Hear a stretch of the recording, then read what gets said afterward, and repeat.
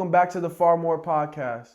Today we'll be interviewing a special guest. He's going to share his testimony about what it is to be stuck in unforgiveness, what it is to be stuck in bitterness, what it is to be stuck in pride, what it is to be stuck in alcoholism, and how he broke free from those chains, how he broke free from those bondages, and most importantly, how he became far more.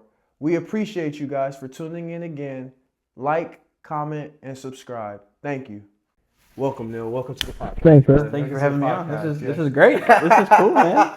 Yeah, so welcome. So, first just tell us about your story and your background, man. Growing up, you're from Florida, right? Yep. So growing up in Florida, how did that go? How was that being raised in Florida? And now you're in San Diego, California. So yeah, just take us through a little background of who you are. Yeah. So born and raised in Florida.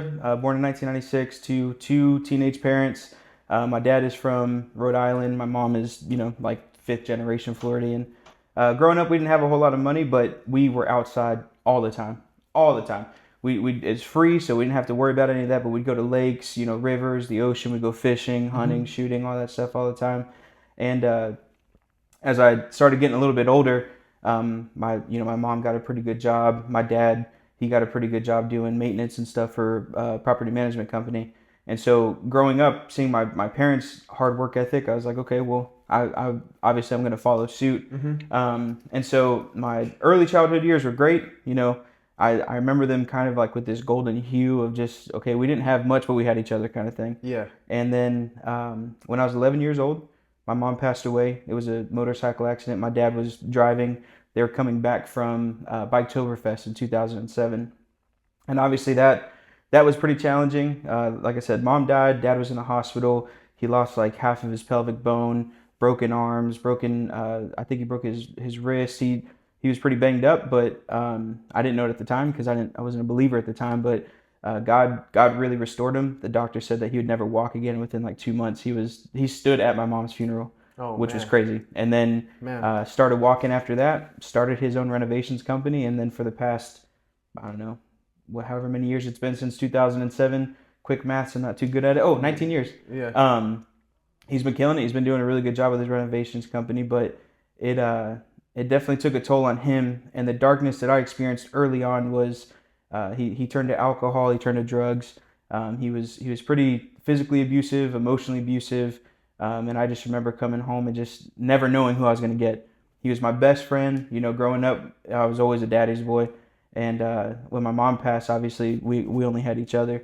And so I remember thinking, okay, I know he's hurting, so this will just be for a time. To this day, he's still in the same darkness. And growing up, I always told myself, because during the day we'd be best friends, and then right about 4 o'clock, 5 o'clock, whenever he'd come home from work, we'd be the worst of enemies. And I'd be trying to run away from him, get away from him. I ended up moving out when I was 17 and staying on my buddy's couch just because I couldn't do it anymore. And I joined the Navy to get away, and I ended up turning into the exact person I didn't want to be. I started drinking. I started doing drugs. I yearned for the darkness because I was just so used to it.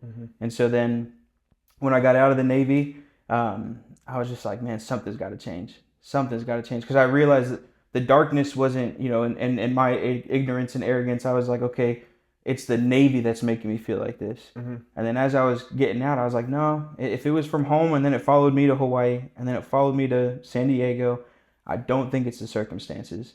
And so I started trying to search for answers. And, I did a bunch of, I don't know if I should say this online, but I did more drugs in the military than I ever did outside of it. Yeah. And it was a pretty wicked thing, because that's the culture, right? Is enjoy life, get drunk, get high, go fornicate, go do all this stuff. And so there I was, and I'd taken 2 tabs of acid. I'll never forget it. It was Christmas Eve of 2020. And it was me and one of my BM3s. I was a bosun's mate in the Navy.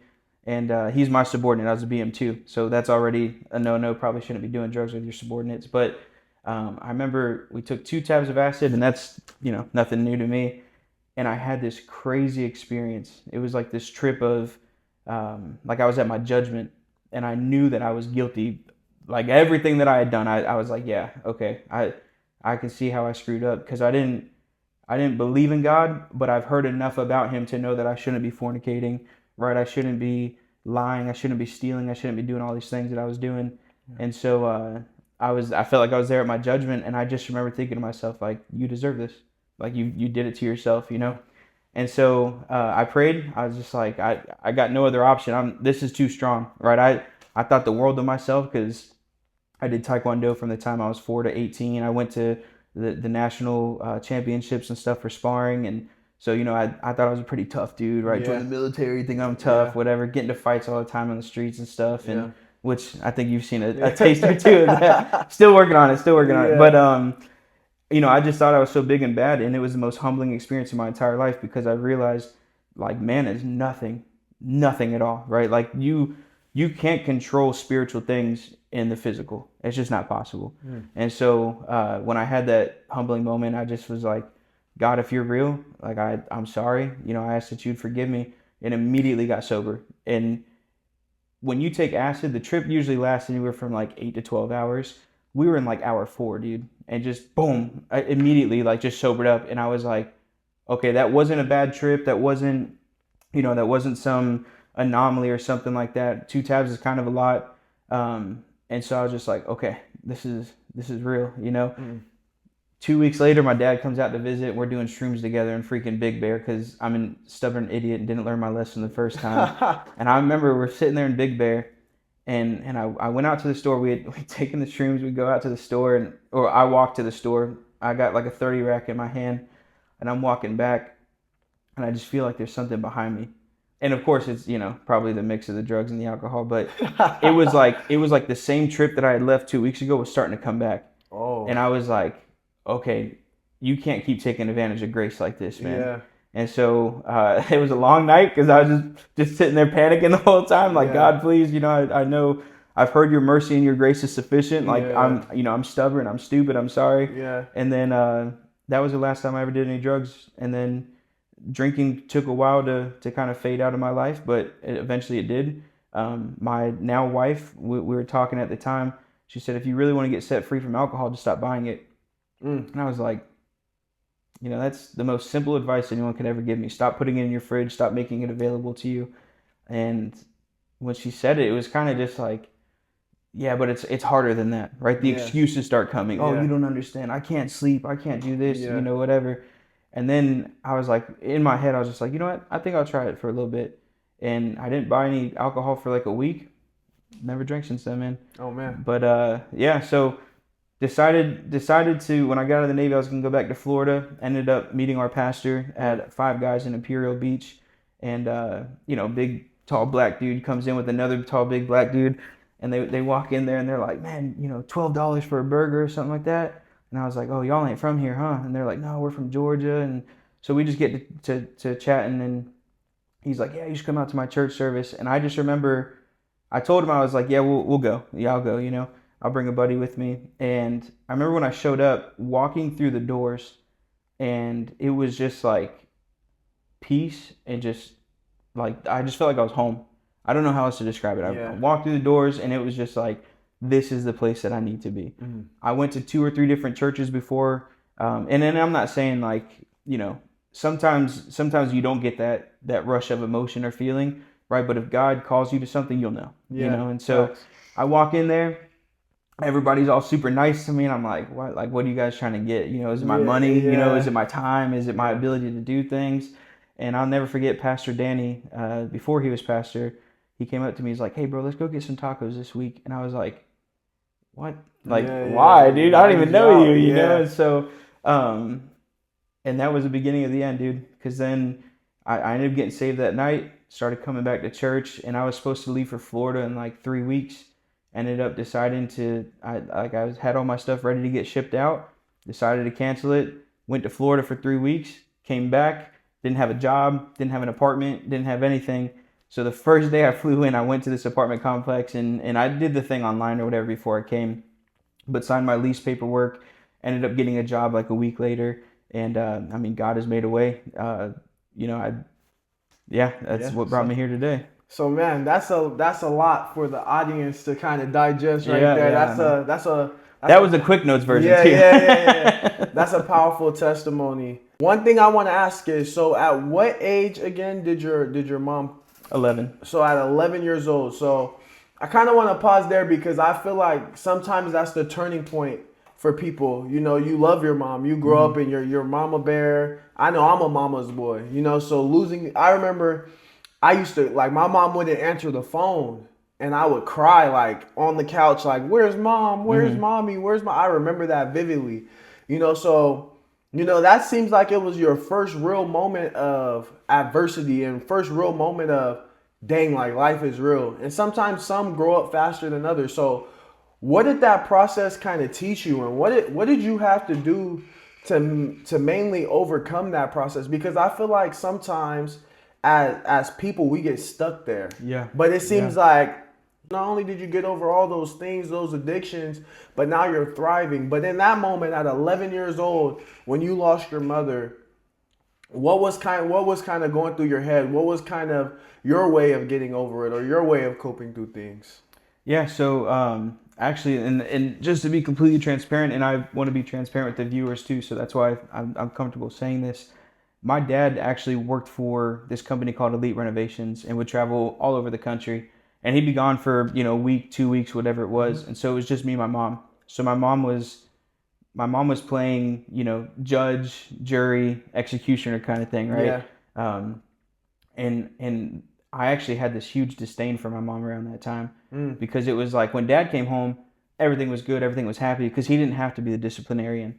But then my mom, she had to endure, the challenges of essentially being a single mom at the time, right? Because my dad was away working, while also still bringing punishment and, making sure that I was taken care of. And so around that time, and I don't know if it's a coming of age thing, but there was just some animosity there.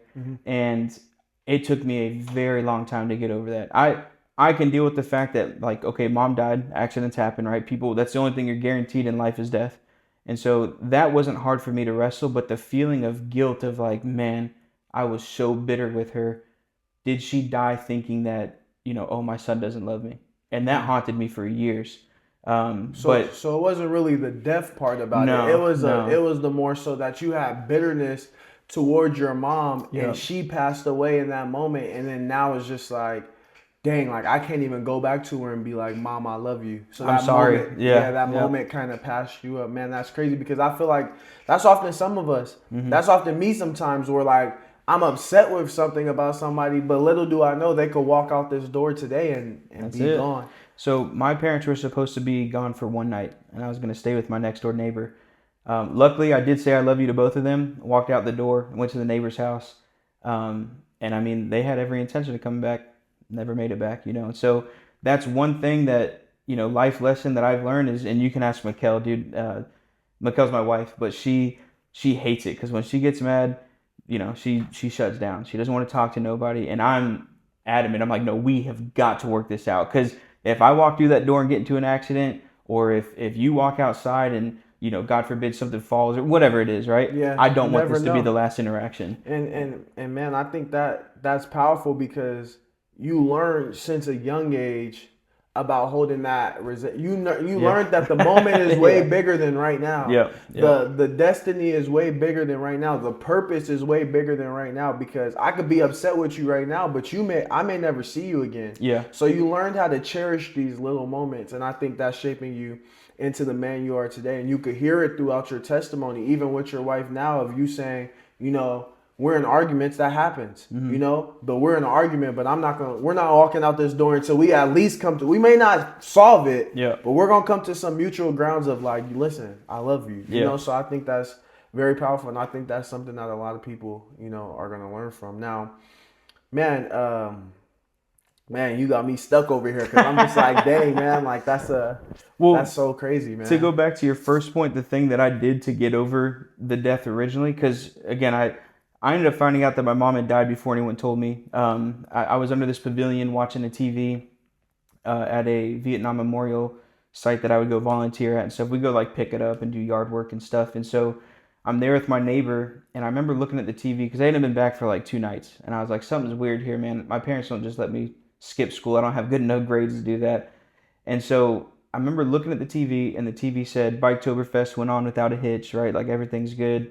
And they're like, but there was one couple who got into an accident on the way back from Biketoberfest. And I remember them saying, clear as day, they showed the accident, but I couldn't even make heads or tails of what was what because it was so destroyed. But they said the husband is in the hospital and the female has been deceased. That was probably the first time that God ever spoke to me, because it was like, it was this gut feeling of like, that's my parents. And I knew it, dude. And so I started crying. I started weeping like crazy. And I remember I went to go tell my neighbor, I'm like, hey, can you call the hospital and see if my parents are there? So he calls them, but they didn't know my parents' names. So my dad went under as John Doe. And so he's asking for Neil Michaud Sr., but there is no Neil Michaud Sr. in the records because he's under John Doe. And so I remember when my grandparents come, they came to pick me up. Somehow they got a hold of my neighbor.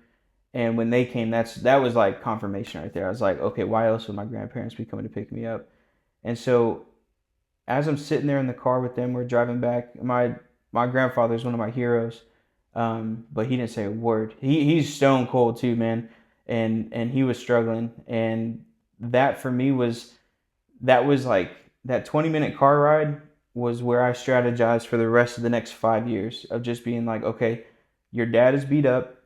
You got to help him recover, right? If you got to go do some yard work around the neighborhood or something like that to earn some extra cash, then it is what it is. Like that's I think when in my life, that's when I stopped using excuses, because I was like, we don't have time for excuses. There's no opportunity for excuses. At 11 years old. At 11 years old, yeah. I grew up pretty quick, but yeah. I remember we go to the hospital. I see my dad, and I just filled my life full of my dad, because I was like, he needs help. The faster he gets help, the faster that we can move on from this and put this behind us and stuff. And not in a insensitive way, just what good is it to sit here and brood about this thing that we can never change, you know?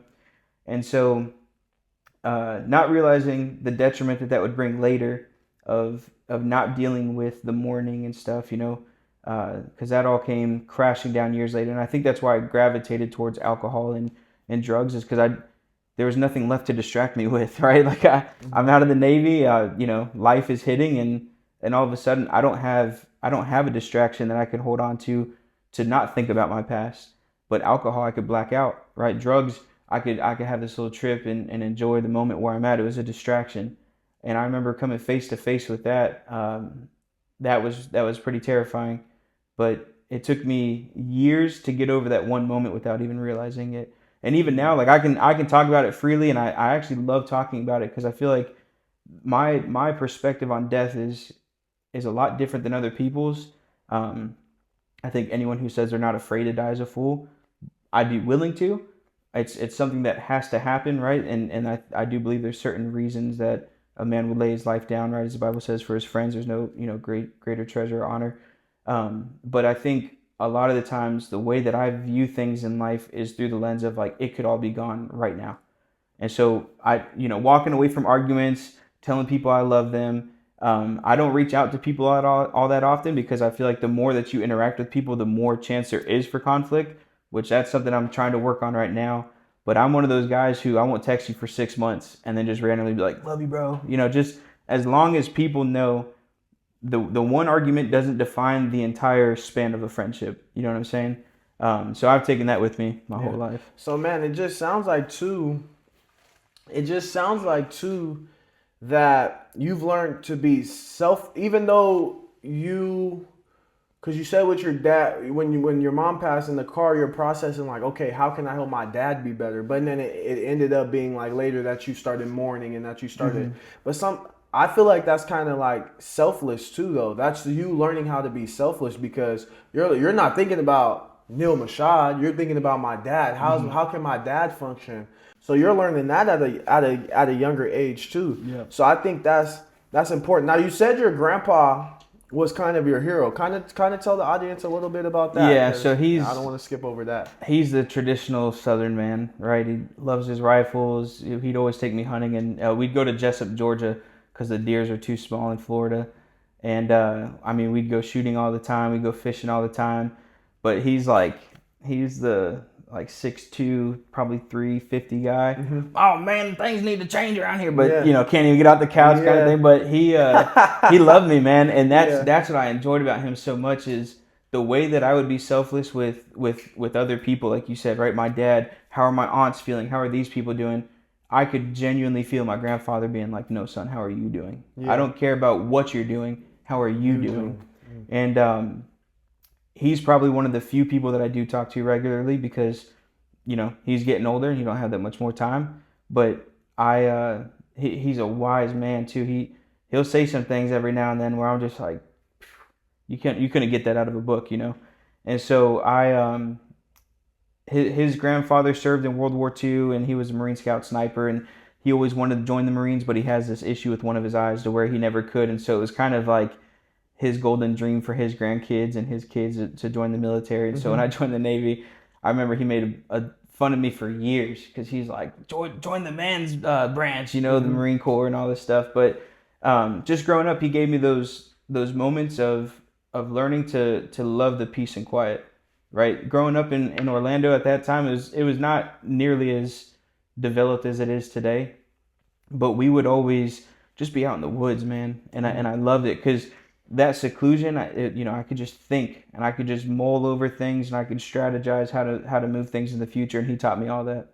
Yeah. Yep. So I asked that question too, because you could have took that moment from when you were 11 years old and could have considered yourself like, dang, it's just me. Like I'm self-made. And in the first podcast, I like to kind of tie everything back to that, but I was like, there's no such thing as a self-made man. No. And that your grandpa seems like he was the person to love you, to show you that character. I mean, of the bigger of God, to be like, no, I don't care what you're doing. Because at the end of the day, God doesn't care about this. Yeah. How are you doing? How's your heart? How's your life? How are you doing? So it sounds like that was like kind of even the first seed of a human, from what I'm hearing, first seed of a human just imparting their lives into you instead of you being selfless for others. And it's just amazing how God put him in your life and stuff like that. He was always a Christian too. Since I was actually, funny story, and I don't want him to get roasted in the comments, but growing up, he was kind of racist. Yeah. This and that or whatever. And then my cousin married a black girl. Yeah. And then I married a black girl. Yeah. And he completely changed, man. Not only is he full of wisdom, but he's also willing to accept that life doesn't have to stay consistently in one way. Yeah. And he's the one who actually allows me to think like that because, I love my dad. My dad, our relationship was highs and lows constantly, right? My grandfather was always consistent. And I think that consistency in anything that anyone ever does is the most key aspect. You can be really good in this area and terrible in this area, right? But if you're consistently good, maybe even, not an expert in any one thing, but you're just consistent with it, that's how teams build championships, right? That's how people progress. That's how mindsets change, right? Is if I'm consistently allowing myself to take in information, absorb it, digest it, and see that things aren't exactly what's always being fed to me. He's the one who gave me that ability. So, yeah. That's good. Yeah. So, okay. So fast forward, you were 11 years old. You lose your mom. Now you're trying to worry about your dad. The morning comes, all that. Now you're in the military, right? So you're in the military, you're traveling the world, but you have this drinking problem. Yeah. So tell the audience a little bit about, maybe let's just say, like, being stuck in that. How does it feel to be stuck in that? Because I feel like with Toa, he came on and he was like, oh, well, I was drinking so much to where I wasn't even drunk no more. Like, I was a functioning alcoholic. But I didn't really get to dive into how does that feel to be stuck in that condition. So can you dive into that a little bit for us? Yeah, so I think, young men, young women, it's all the same thing. Military, college, sports, even if you're just a blue-collar worker, whatever, right? We're young, you get this first taste of what you think is freedom. And so you thinking, oh, I'm free to go do this. I'm free to go do that.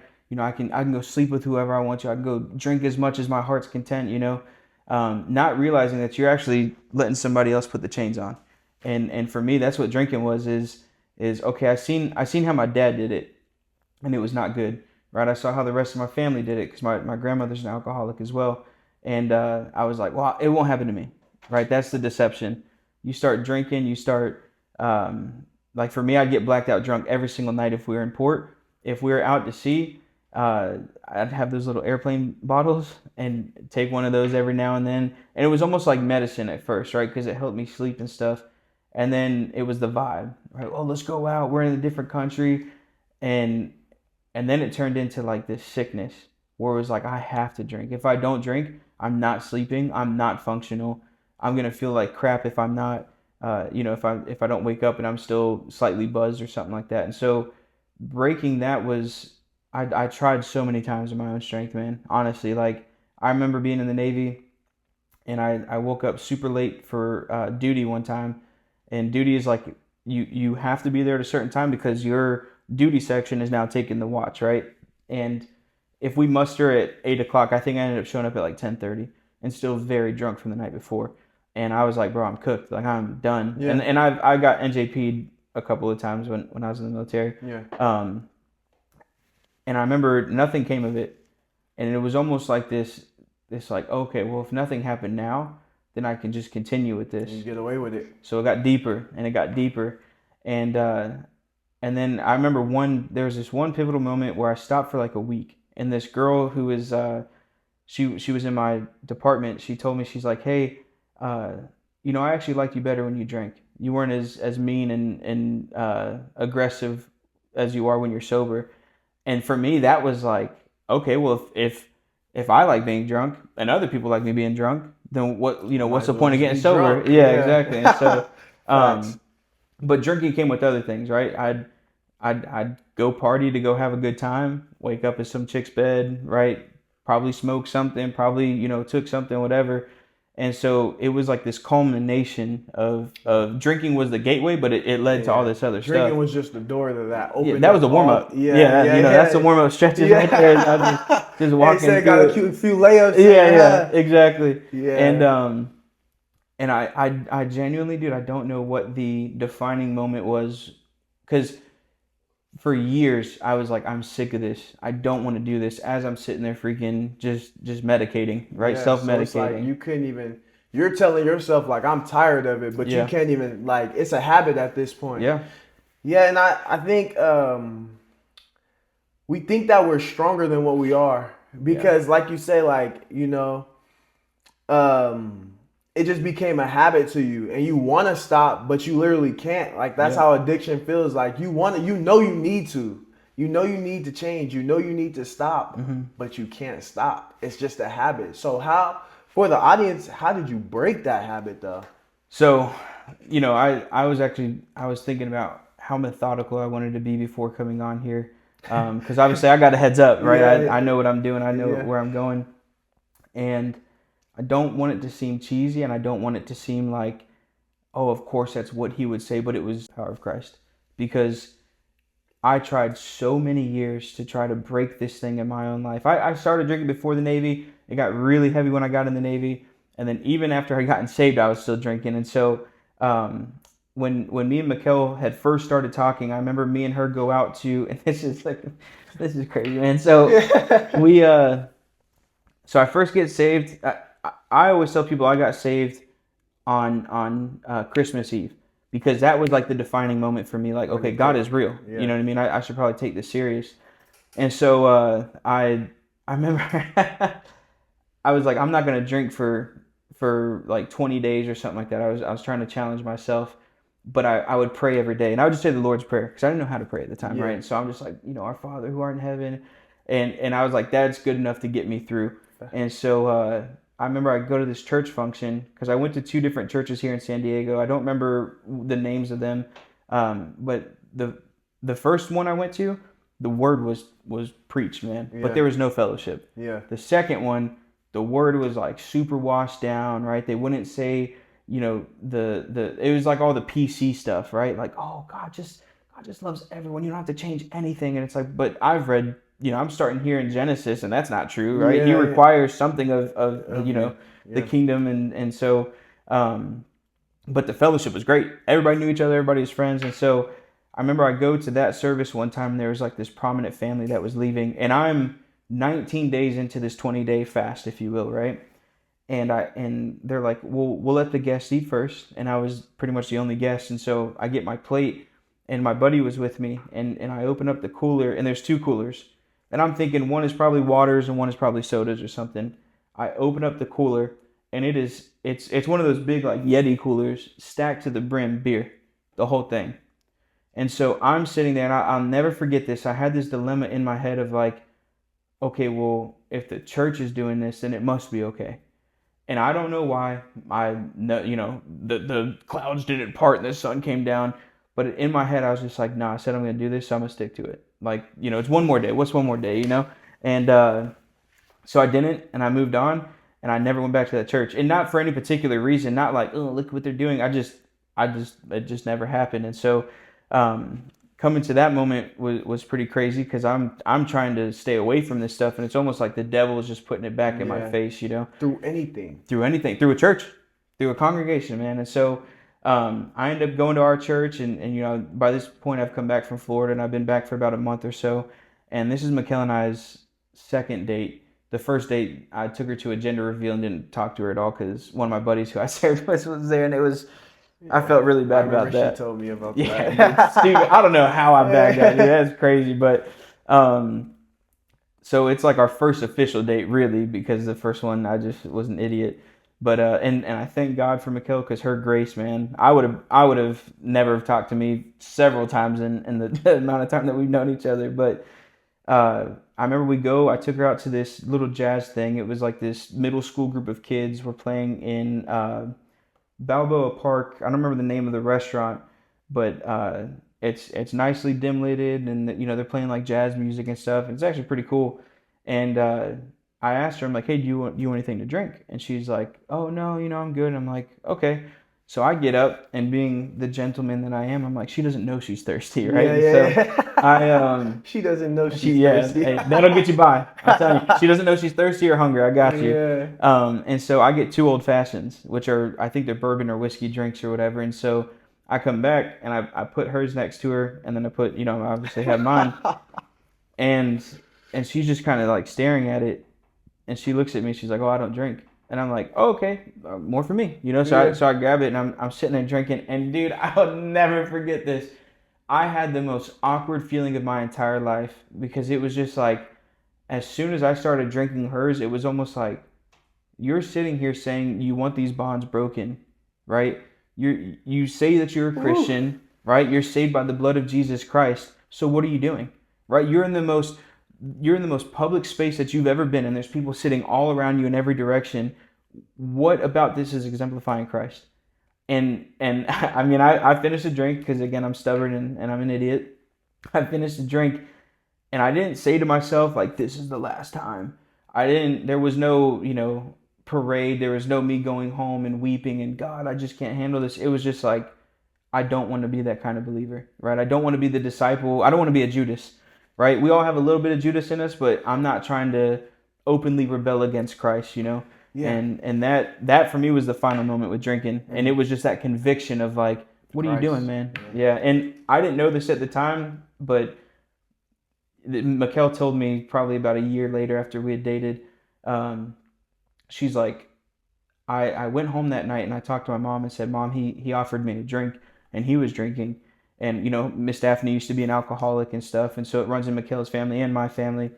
And Miss Daphne asked her, like, well, what are you going to do? And Mikkel was like, I'm going to have to tell him we can't even talk anymore. Like we can be friends, but we're not going to talk like for dating or anything like that. And I didn't know that at the time, obviously. And I remember when she told me, she said she asked Miss Daphne, she was like, Mom, should I tell him that he needs to stop drinking? And Miss Daphne said no, which when she told me that, I was like, why wouldn't you? And she's like, because if Mikkel had told you to stop drinking and you stopped it for her, the second you guys get into an argument, you're going back to the bottle. The second things get hard, you're going back to the bottle. She was like, but if God convicts you, that'll keep you through it all. And it has, man. It's been 5 years. Yeah. And it's crazy how, like, because what I'm thinking of when you're talking is like, I'm hearing the story, but that 20-day of where the devil tried to get you on that last day through a church has set you free all the way to right now. Yeah. Yeah.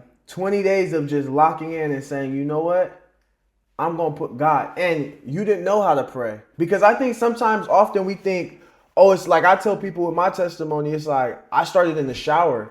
I started reading the daily Bible verse that the Bible app sends you. Yep. I started right there.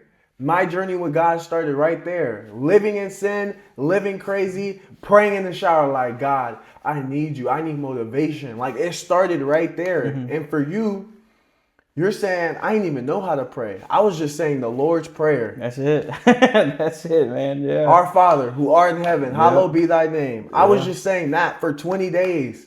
I didn't know how to do anything because I feel like Oh, go ahead. Well, yeah. So for 20 days and then even afterwards for like another year, because I was like, well, if this is the way that Jesus told us to pray, and obviously there's scripture about, you have not because you ask not kind of thing, or, but it was just like, okay, well, if that was sufficient for Christ to get through everything that he was trying to get the disciples to get through, how much more so for me? I'm not being persecuted. Man. I'm allowing these bondages to persecute me, the alcohol, the drugs, the women and stuff like that. So man, I think that's just amazing because it didn't start out with, I'm gonna just be this big. It started with one thing at a time, and then you made a commitment to God. Yeah. And then you honored that commitment, and God, Mikkel is your wife now. Mikkel is my mom, my child's mother. Yeah, that's crazy. Your mom, Mikkel is a pastor's kid. Yeah. And you were out offering her a drink. Yeah. And now you guys are married. Yeah. You know what I'm saying? And it's just, I think that is amazing. Even credit to your wife and her family of just being like, no, we realize in your church, well, obviously it's our church, but I think it's just even credit to them of realizing like, okay, like he's drinking right now. He offered you a drink, but don't tell him this because we know if you tell him this, it's going to lead this way. And just to see it fast forward now that you guys are married and you guys are together and you guys have big things on the way. You know what I'm saying? Like, it's just, I think that part of the story is just amazing because she didn't let that circumstance define you guys' relationship. She loved you through that circumstance. And I think that even helps you now to this day of like, okay, I could never go back there because of what obviously we all fall. Obviously anything can happen, but your mindset right now is I'm never going back there because of how she allowed you and gave you that grace. So I think that's credit to Mikkel. I do want to say this though, that could almost be a slippery slope. Just because it's okay to love somebody, but also too the greater thing is that she was going to make a decision to let me go if it continued. Too many times, men and women will get wrapped up. Oh, I love him. She didn't owe me anything. I would have respected it more had she been like, hey, you're drinking and I'm done. Until you figure that out, or not even told me about it actually, right? Let me figure it out on my own time. But I think that's a trap that so many people our age get into. He hits me, but I love him, right? You don't understand. Yeah. If somebody loves you, they will treat you that way. They'll treat you with love and respect and kindness. So yeah, man, I love that. We kind of stopped at the military thing, how you broke away from addiction with that. You welcomed Jesus into your life and Jesus transformed you. That's not fake because that's just what happens. Like we try so long in our own strength and we think, I was talking to somebody and they were like, man, I'm very strong-minded. And it's like, we're not that strong-minded. I'm the most stubborn person I've ever met in my life, dude. And I tell people all the time, they're like, oh, I want an experience with God. I'm like, no, you do not, bro. The more hard-headed you are, the more that you're gonna have to get dragged through the mud before you realize, okay, I'm not in control here. Yeah, because he's just gonna be like Toa talked about it. He was like, man, like I was so stubborn with God that it's like he had to give me the worst. And he was like, that's it. You don't want the worst. So you better go ahead. Either you gonna give God your life or he gonna make you want to give God because he loves you that much. It's discipline. And that's that's something I grew up getting spanked and if I spoke, I get popped in the mouth or whatever, and as a kid you hate it. You're like, this sucks. Why are you this is stupid. I don't agree with this, whatever. Now that I'm older and I see the way that some people in our civilization act, I'm like, thank God that my parents smacked me up. And I thank God now that I've lived in the world for 25 years and I've lived as a Christian for the last 5. thank God that I had to endure all of those things, right? Discipline. As they talk about, the blacksmith refining and beating the sword. I'm sure the sword, not that it has feelings, but if it did, it'd be like, I'm super hot right now, and this sucks. I'm getting the crap just kicked out of me. But then afterwards, you become this blade that can be used in the wielder's hand, and it's like that. I think now I'm starting to come up to that. There's still some stuff I struggle with, right? I think as men, it's hard to deal with lust. It's hard to deal with, certain images and stuff like that. And I still have my struggles, but that testimony I always go back to because I'm like, if God got me through that, then what is this? Yeah, he can get you. Yeah, I always tell people, I mean, we're like diamonds, right? Yeah. And God's light shines through us. He wants to shine his light through us. So I think Pastor preached a message on dross. And yeah. And that was a bad sermon, dude. You put a diamond in fire, and the more dross that rises, that's the more impurities you can remove. So that's what God does to us. It's like he throws us in that fire. He drags us through that mud so we can see ourselves. Mm-hmm. And then once we see ourselves, not only does God begin to deal with us, but we become aware. Our eyes get open to, hold on, I'm not this good of a person. Yeah. Hold on, I'm selfish. Hold on, I'm this way. Hold on, I'm this. And when you look yourself in the mirror and you could face those things of, no, wait. I'm not as good as a person I thought I was. And God begins to reveal that to you. You begin to deal with it. Then you become better. Then his light could shine through you more. And his light is shining through you, brother. So, just wrap it up. I mean, so you get through that. You welcome Jesus into your life, man. You're married now. You stop drinking. Your chains are being broken in your life. You have one on the way. Yep. You have a wife. You know what I'm saying? Like, gosh, you went from this person who lost their mom at 11 years old, and that could have just ruined your whole life, to battling adversity, dealing with your father. You said you guys had struggles, man. Having your grandpa as your superhero, and now look back. You know what I'm saying? What you say, 25 years of living in the world. Yep. Man, so has all pretty much been undone within the past 5. Yeah, has all been undone. So there's one thing that I want you to talk about. I know this. Okay. I know this. I know this. But I want the audience to know, when you start paying your tithe, what happened? Oh, okay. Yes, dude. I can get in on. You like how I built that up for you? Yeah, that was good. That was a good little alley-oop. Yeah. So tell us the testimony on when I started giving. Yeah. So like the debt, the tithe, and where you're at. Because I mean, this story is amazing, man. You go from losing your mom at 11, having that bitterness towards her, to where that destroys people for centuries. Like, people still haven't gotten over that thing right there. Yep. But not only did that happen to where you're able to overcome that, and now you're able to freely talk about it. Tell us what else happened. So I haven't even thought about that. But so my family is like welfare, everything, government assistance, whatever. My dad is like the first one who was like, no, if I'm gonna do it, it's gonna be off my back, right? It's gonna be a hard work ethic. I'm not gonna, cry about the opportunities I don't have. I'm gonna make the most of what I do have. And again, I love my dad. We've gone through a lot of trials and tribulations, but he always instilled in me hard work ethic, right? And he would always tell me, a hard work ethic will get you through anything. If you're broke, if you're rich, if you're sad, if you're hungry, if you're this, if you're that, a hard work ethic will get you through all that. And now that I'm older, I'm like, that's actually probably one of the most true statements that he's ever said, But so I get out of the Navy. I made so much money in the Navy, dude. It was ridiculous. When I got out, I didn't have a dime. Spent it all on drinking, spent it all on partying. When I would go back home, I would buy like the entire bar, like drinks for like an hour. I remember when I got this is so embarrassing. I got like a $15,000 credit limit from Navy Fed, and like in one night spent like 5 G's. But like didn't care, because I was like, I want everyone to have a good time, right? I want everybody to enjoy this moment. You had the right intention. Oh, yeah. You had the right intention, but the wrong execution. Yeah, stupid, dude. So stupid. Because it took me 10 years to pay off that $5,000, Yeah.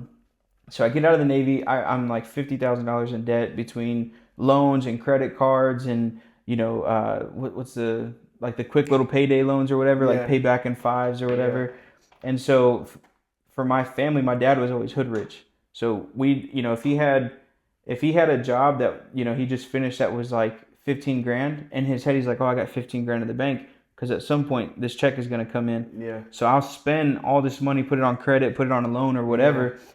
And then the check wouldn't come on time. And now, now we're panicking, lights are getting turned off or whatever, and so that's how I grew up, was like, okay, well, I got money not on me, but it's coming kind of thing, and that is still taking some time to break because I do get tempted by some of the guns and stuff that I say. I'm like, bro, paying $5, whatever, Yeah. But Michaud, thankfully, is much better with our finances than I am. But so I didn't have a dime. I start this new job, and I didn't start tithing because in my head I'm like, why does God need my money? Right? It's the stupidest thing. I looked at the church as like a business. Mm-hmm. Sure, I was growing spiritually, but I just hadn't matured to that point where I'm like, oh, actually my finances help keep the lights on, right? It's the water that I use to wash my hands. It's the speakers that I'm speaking through when I give a testimony or something like that. It's the building that we're able to go to. And so I hadn't matured to there quite yet. And so I remember I start this new job and I just start throwing all my money at my debt, and nothing's happening, dude. Nothing. It's like I'll make a payment and then the interest comes in on the back end, and it negates it. It just goes right back to what I owed. And I'm getting frustrated at this point. And my first job, I think I was making like $32,000. I don't want to disclose too much, but I'm going to because I think it adds to the testimony. Yeah. And so $32,000 in 2001. So then I ended up leaving that job, or actually I think I got fired from that job because I went to a conference and they ended up letting me go because I was supposed to be in San Diego, but I worked remotely. So I don't, I love that job. It's a great company. I won't say who they are, but they're really good to me. Yeah. So then I start my next job, and I'm a project engineer for an electrical contractor here in San Diego. And in the Navy, I was making $75K. So when I started with them, I started making $72K. And I'm like, cool, I can start paying off my debt even more, right? Well, kind of like Pastor says, we think that, if God gives me more money, then I can give more. But we're so selfish, right? We're like, God gave me more so I can buy more, right? Yeah. So I'm paying off the exact same amount that I had before to my debt, and I'm just buying all wild stuff, exploding on it, huh? For no reason. And so, but then at the end of the day, I'm, my money, so... it wasn't, nothing had changed in my habits. It was just my money came up. Or in your heart. Or in my heart, yeah. Mm-hmm. And so I remember, and really the pivot of my life was me forgiving my dad, which came at the first conference as well. That was truly, I believe, when that's when I got saved. Like, sure, God had been working on me, but that was the first moment I got saved. And it's tied into my tithing because it was the next day after that we had our international night at conference. I remember we're sending churches out to Africa, Southeast Asia, Europe, South America, different national works here in the United States and stuff.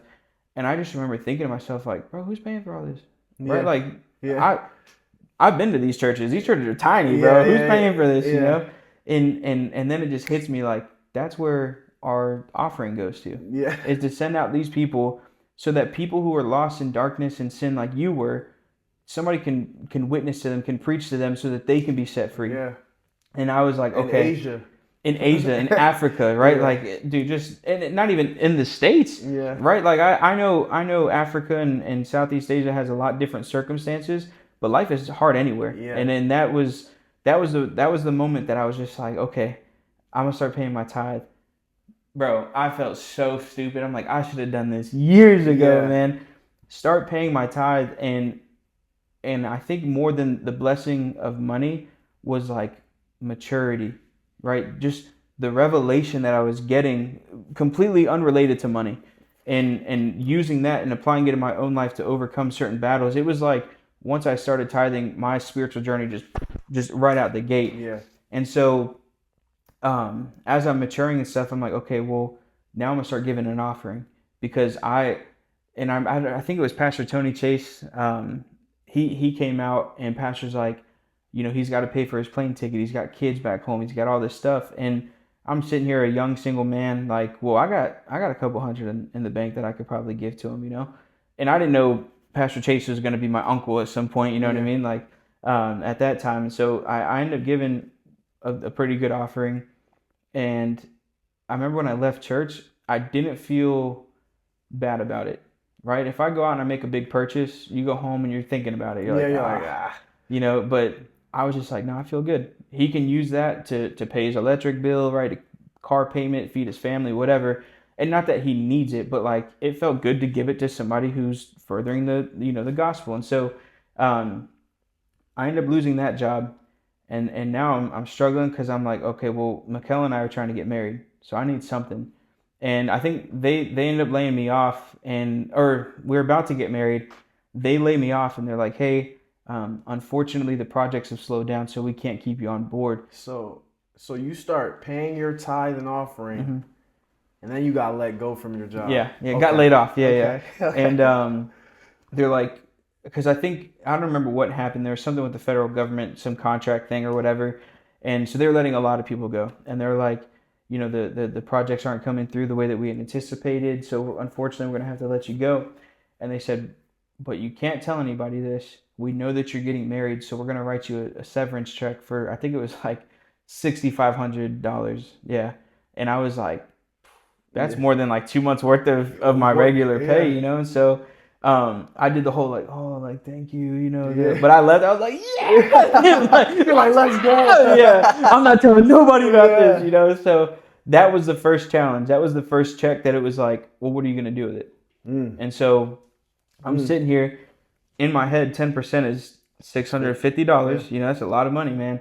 And I'm like, I'm kind of getting like that. Well, you know, does God really, you know, playing these games in my head? Yeah. And I'm like, you know, we're trying to get married, and you know, it's gonna cost money. And so I just remember thinking to myself, it was kind of like how it was with the alcohol fasting thing. Like, no, I said I'm gonna do this, so I'm gonna do it. Decisions. And so I ended up paying the tithe. I gave an offering, and I'm not even joking. That because I remember I walked out of the thing. You know how you can like scan the check or whatever for your app, and I had enough money to pay the tithe and the offering in my account already. And so I pay the tithe, I pay the offering, and I have like $0 left, which sounds extreme, but you got to think I'm used to camping and stuff and not eating all the time. So I told myself, I said, if I don't have to eat for the next 3 days, then it is what it is, right? At this time, I'm fasting for like 4 or 5 days anyways, and so I have water, I'm good. Yeah. And as soon as I did that, I get a call from one of my friends, and they're like, hey, we're having dinner tomorrow night. Do you want to come over? And I'm like, sure, dude. Like, that's pretty sick. Yeah. Okay, you know. Mikkel calls me, hey, do you want to come over to our house for dinner tonight? And I'm like, yeah. And then I'm like, that's crazy. I wasn't supposed to eat for the next 3 days, and now I have 2 days where, you know, I'm going to have food. God provided. Exactly, man. And so I'm like, that's pretty cool. And I'm not even kidding you. There's some crazy statistic that like 90-something% of people who get solicited on LinkedIn, it's like a robot or it never manifests in anything or whatever. I get this message from one of the headhunters, one of the recruiters on LinkedIn, and they're like, hey, I have this position for a project management position if you're interested. And I didn't think it was going to go anywhere. Literally right after I scan it, I'm standing in front of the place where I just got let go of. And so I hit the guy back up. I do the interview the next day, and I get the job that following Monday. Come on. And was like, that's crazy, right? That's provision. And so fast forward, we get married, and trying to find, like Mikkel testified about last night, trying to find an apartment that's a reasonable price with reasonable space in San Diego is not easy. Yeah. And I needed to be kind of like, I needed to be kind of in the mix, because my job will take me from San Isidro to Hamul to, you know, Pacific Beach, whatever, because it's construction renovations. And so I can't just be like, you know, in Descanso or whatever the name of that place is. Like, I can't be way out in the cut. So we ended up finding a place right there in Chula Vista, East Chula Vista, which I didn't know because I'm not from here, is like the rich area. Yeah. And it was super reasonably priced. It was like $2,300. Oh, snap. For a 2-bedroom, 2-bath with a garage, with a parking space, AC. Oh, dude, hooked it up, man. And so, and that was all God, because we found it like a week before we got married, and they approved us super fast. They got us through, and then It took us a year to save up to go on our honeymoon. And at this time, my debt went from 50,000 to like 20 G's. And that was all thanks to Mikkel. Mikkel, if you guys need any financial advice, my wife she's on it. Yeah. And so 50 G's to 20. To 20. And only because of her. I was one of those guys like, oh, I'll just keep it. Like, I'll just pay it off just to pay the minimums. And that one day I'll get enough money, I can just pay the whole thing and all, which is a really stupid way to think. But my wife was like, no, we're going to start chipping away at this. And so, and I was transparent with her before we got married that I had debt. I've had several friends who don't tell their wives until after they're married. Just spare yourself and let them know beforehand, because that's a really good way to find yourself in a really bad position. And so, so we go on our honeymoon, and I get this call from this other company. And when I was working with that current company, they were paying me, I think it was like 85,000 or something like that, you know? And so this guy calls me, and he's like, and his name was Neil. And he's like, hey, this is Neil, you know, calling you about this position I saw that you applied for. Because I always would keep like a few lines in the water or whatever. And he's like, yeah, he's like, and I told him, I said, I'm very happy at the company I'm at. I love the company I'm at. So if I'm going to leave, it's going to have to be worth it. And I was like, it'll have to be $115,000. I said it on like a whim, bro. Like bro, Hail Mary. It's going to be 115. Yeah, dude. Like, whatever. This guy's not going to entertain this. Yeah. Some freaking, 27-year-old kid. Like, and granted, I've done construction my entire life with my dad. But he doesn't know that. Yeah. And so he's like, oh, okay. He's like, that's more than what we're going to offer for anybody for this position. We're thinking like 112 or 110. I'm like, oh, okay. Well, take time, think about it. If you want to let me know. And he's like, no. He's like, well, we'll do it. And I was literally, I'll never forget. Mikkel's looking at me, and I'm just, And then I put it on speaker, and I was like, 115, and he's like, yeah, and he doesn't know we're on speaker. And then she goes, oh my God. And I'm like, shut up. Like, like he needs to think this is regular, you know? And so ended up working with them. Dude, love that company. They were amazing. I didn't get along with a couple of the guys on the team, but we did some really cool stuff, man. I got to do some good installations with them. And then as 6 months go by, now I'm like $10,000 in debt, right? Making $115,000. I'm like, man, this is good. And so it gave me this vision of like, okay, people gravitate towards you. They like you. They like your personality. And I'm humble. I'm not saying that braggadocious. It's just, it is what it is. Yeah. You do good work, right? People can learn from you. If you start your own company, you can bring kids in from the church, or kids who can't afford to go to college and don't want to join the military. What's left? You know what I mean? Especially nowadays, minimum wages become so expensive that even McDonald's, they want to see work history. So what's some 18, 19-year-old kid supposed to do? And God kind of gave me this vision for a company where it's like, well, teach them a trade, show them how they can go out to the world and create their own companies, make their own money someday. Because AI is replacing a ton of people, right? The technology just continues to advance. It'll always take a man or a woman to build things, always, right? And or at least for the next 100 years, my job is pretty secure, right? And so I was thinking the best benefit that I could give some kid is not only teach them a trade, but also use it as an opportunity for discipleship, right? Come on. And so I started my own company, man. Didn't have that much money in the bank to start a company. We had, maybe $2 or $3 grand, which at that time I felt like a baller. I'm like, dude, that's crazy. That's crazy money, bro. Like, bro, what? You went from all that 50,000 in debt to now you're at 2, 3, 4. Like, just from the simple, and it's crazy because it all stems from the simple sacrifice of when God gave you that $7,500 or $6,500 check. Yeah. And you said, I don't care if I go hungry. Yeah. I know you're going to provide for me. It was conference, man. And you paid it. Seeing people who, the only thing that's different between the world and believers is believers have been touched by Christ, right? And we're obedient to Christ. And these people are saying, I'm willing to sacrifice my time from my home, the place that I'm familiar, my culture, my food, my safety, my security, My world. everything that they know. Yeah. We have a John Green in Bolivia right now, can't even get gas, has had every opportunity to come back. No, I'm gonna stick it out. Right? That's not For the something purpose, man. for the kingdom. And it's like Yeah. if you're in the world, if you see it all the time with athletes and stuff, the second somebody offers them something better, they're out, right? The world is sitting here saying to these missionaries and these people overseas, you can come back to AC, come back to fuel that you don't have to wait for, come back to the luxuries of the life that you used to live. And they're like, nah, man, I'm gonna sweat it out over here because there's something greater for these people who are maybe living in this area. There's something greater for me, for the destiny of Christ. And like that's what spoke to me on that conference day. And it's the when I first started my company, we hit a snag. Ended up working with one of my brothers, and getting his company kind of up and running on the commercial side. Started making $120,000 because I told him, I was like, look, man, if I'm gonna do this, it's got to be worth it. And so, and then just recently, when I found out Michaud was pregnant, started my own company again because I was like, I need to have the freedom of my schedule and stuff. And so, took some of the brothers in the church under my wing and starting to disciple them. But I realized my money can go, like Pastor always says, goes a lot further than I can. And I can't be in Africa, I can't be in the United States and in Asia all at the same time. But if I put $1 there and $1 there and $1 there, it can make a difference. Even if it's not a huge difference, it's a difference nonetheless. Some difference, huh? Exactly. And so for my company now, we don't tithe off the company. Eventually we'll get to that point. But whatever I pay myself through payroll, that's my tithe and my offering.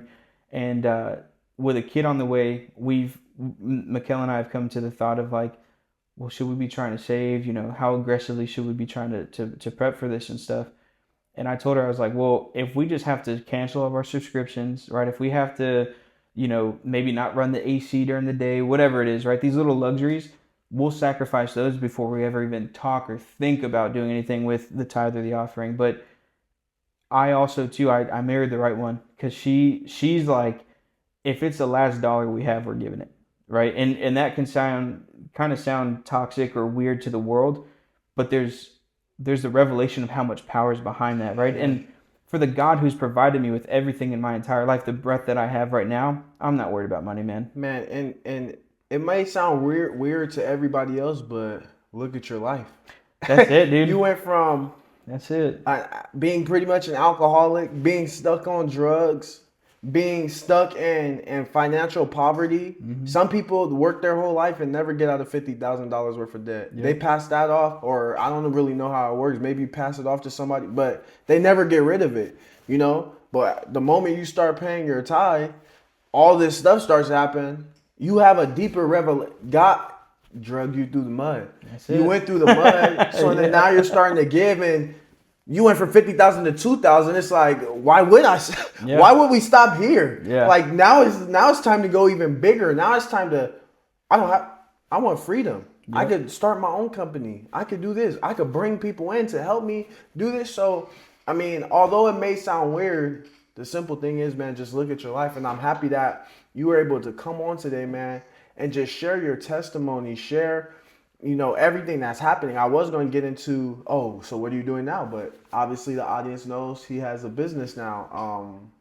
Real quick. Go ahead. I was going to say too, with anything, whenever it relates to God, finances, which route to take, I would encourage anyone who's listening to this, pray for discernment.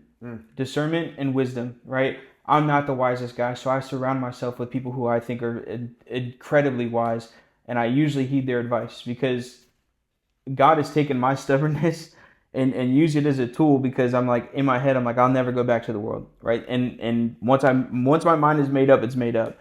But at the same time, he softened me up enough that when people who are older than me in Christ and just in age in general, or have more life experience, and they tell me, hey man, I probably wouldn't do that, I heed that. Young me would have been like, shut up, you don't know what you're talking about, right? Yeah. But now I'm like, okay, well, there's probably a reason they're telling me this. We've had some some conversations about business dealings and discernment and stuff like that. And that's one gift that I feel like God has really given me, is just the discernment to know when something is genuine versus when someone is trying to take advantage of you. And not that I'm like, I see through everything kind of guy or whatever, but there's been opportunities that have presented themselves where I'm like, something don't seem right about that. Or like, why would you do that? There's some advantage that you're going to be taking. And so I'd say for anyone who maybe is listening to this and they're thinking about, oh, well, my buddy says that he can get me this job or that or this, it's always going to be disguised as a blessing, but just pray for discernment through it. Come on. I like that. So, I mean, to wrap it up, man, this story has been beautiful.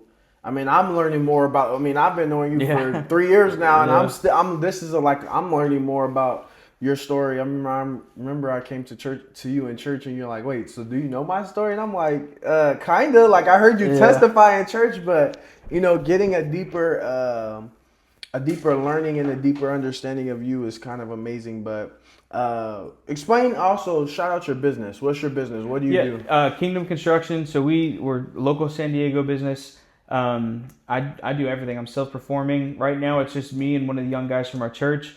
I don't strive to be the biggest company in San Diego. I'm not striving to be, some dominant national player. I want enough to be able to provide for my family and teach some young guys and help them get through and make a decent wage while they do it. And so I do commercial, residential, federal work, but I'm here in the San Diego area. Okay. Kingdom Construction. Keep that in mind. But one thing we do on this show is we point it back. We listen to the whole story, but we ask every guest that we have, what was your FarMore moment? My FarMore moment was, I kind of hinted at it a little bit earlier, was me forgiving my dad. That's when I realized, because you hear, oh, family curses and stuff. My entire life, I've always thought the phrase, or I don't know if it's a phrase or a word, which probably sounds stupid, but trailblazer. I've always thought that was. I'm like, man, imagine being somebody who goes to a land they're not familiar with, and they're like, I'm just going to explore. I'm going to be the first person to walk this path, right? So growing up, that was always something in my mind, trailblazing, right? Join the military, I was a trailblazer for my family. Becoming a Christian, trailblazer for my family. And when I forgave my dad, it was conference. It was after the night service. Pastor Ron Meyer on a Wednesday night had preached about forgiveness. And I remember in Chandler, there's the church, and there's like this little abandoned field where I'm pretty sure crackheads go to shoot up all the time, but I had no fear, right? So I go out there and it's dark and it's the middle of the night, nobody else is around, and I just hit my knees and I start weeping, and I'm like, I forgive my dad. And it was like, at that moment, I just felt like years of my life, just this weight on my shoulders have been taken off. And for me, that was my FarMore moment, because it was like, I don't have to settle for this, right? I can be the trailblazer for my wife, for my family, for my son, for the brothers and sisters who look up to me in ministry and in church, and even to the world, man. There's so many people I interact with that, you talk to on the street, and at first it's like, hey, how you doing, right? And then, oh yeah, things are hard, political this, political that, whatever. And it's like, no. There's more to life than this, And so for me, that was my FarMore moment, is I don't have to be the sad drunk guy who's just stuffed in the corner, pissed off at everybody all the time. I could be somebody with joy and kindness, and not only have it myself, but give it to other people because of who I know, And so that, for me, that was the moment that everything changed. Yeah. So, man, this is a new kind of FarMore moment. It's not, his FarMore moment is not about necessarily what has happened, but it's about forgiveness. And I think that's a powerful lesson that we could all learn, because forgiveness creates bitterness in our heart. Forgiveness creates bitterness to where it's hard for us to move forward. It's hard for us to do Unforgiveness. Things. Unforgiveness. Yeah. Sorry. Appreciate you. Yeah, no problem. So unforgiveness creates those things. Unforgiveness makes it hard for us to move forward, hard for us to do things.